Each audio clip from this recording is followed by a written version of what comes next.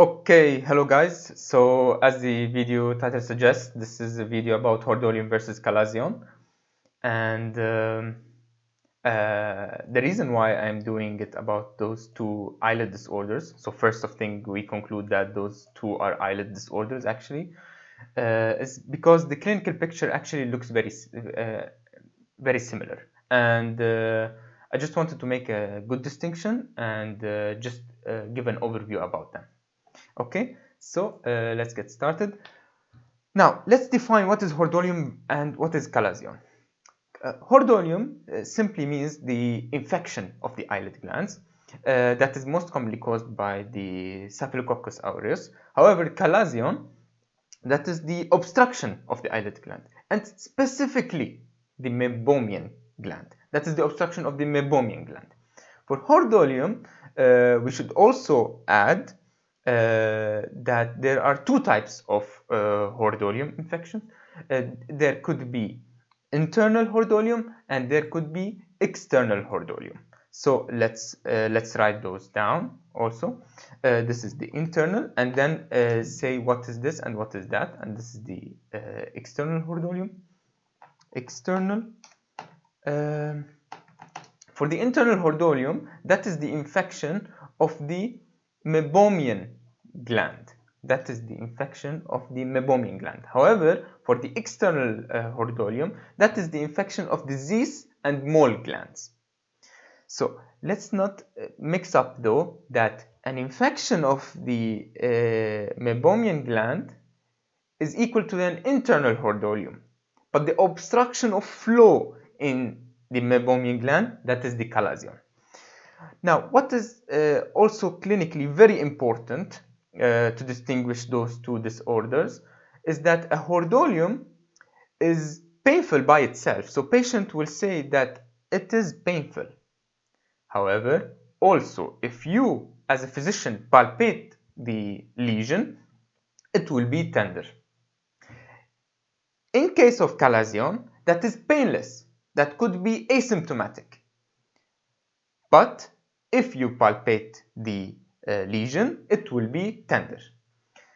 For Chalazion, it is the clinical picture plus tenderness, and also some distinct signs that I will show you based on the pictures between Hordoleum and Chalazion. Now, as far as Hordoleum is concerned, because it is an infection, antibiotics could be there, so we can use antibiotics. And if the infection is severe enough, you might need to use systemic antibiotics as well. You can also use dry heat, like red heat lamp. And for the Hordoleum, throughout the progression of the disease, at some point it will rupture and will ooze out the contents. However, in Chalazion, the pressure, the secretion will just keep on secreting, and it will keep on accumulating and enlarging, and will not spontaneously rupture. You will have to excise the lesion with a surgical incision using a Chalazion clamp that I will show you also a picture of it. That is a clamp where you will put it, and using it you will adjust yourself to it and incise. The incision should be made with a very good technique, medially or laterally to the margin of the eyelid, so that we avoid the development of a iatrogenic ectropion called cicatricial ectropion. Cicatricial is a word that is derived from cicatrix. Cicatrix means it just simply means the scar of a wound, and ectropion is the everting of the eyelid outwards. So you could develop an iatrogenic ectropion. So you don't want the patient to come in with a disorder and send him with another, so you have to have good technique. Okay, so let's look at some pictures of those disorders. Yeah. Yep. What is here? Yeah. So for the Stye, you will realize that almost all of them especially the external ones, because they are externally seen. However, the internal ones, I don't know if I said it, but internal ones is from the internal eyelid. So you will only see it if you evert the eyelid. That's why ophthalmological physical examination, it is important to evert the eyelids and check their status. An internal one will only appear if it is severe enough, and you don't want to miss that. Okay, you see here there's inflammation, and in the center you see a central type of infection or pus. Let's see another picture as well. Here you can see diffuse inflammation and a central pus as well. Okay, and by the way, the infection of one meibomian gland or other eyelid gland is Hordeolum, but the infection of multiple glands at the same time is called hordoleosis. So this is also good to note. Okay, so this is Chalazion.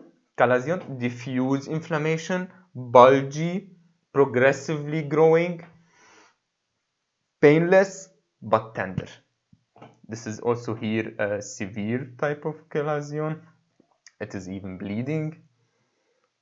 Okay, and for the Stye and Chalazion, again, I just want to say something about Stye. For a Stye, look for underlying diseases. Look for underlying diseases. Especially if he or she is an old person, look for acne, look for gastrointestinal disorder, look for diabetes. Could be that a healthy person would develop a Stye. That is not impossible. Just if he or she is old, look for underlying diseases. The prognosis of both are good. There is a chance in both of them that there is some type of recurrence of the disease, but overall they have good prognosis. And this was the Chalazion clamp I was talking about. So the flat one, of course, will go opposite to the lesion. So after you evert the eyelid, you put the flat one from inside, and where there is a hole, of course, the bulging inflammatory lesion will be there, and you have better grip of the eyelid and the place for you to work and give the incision. Okay, and that was it. I don't want to complicate it so much. Thank you for watching. I hope you enjoyed, and have a nice day. Bye bye.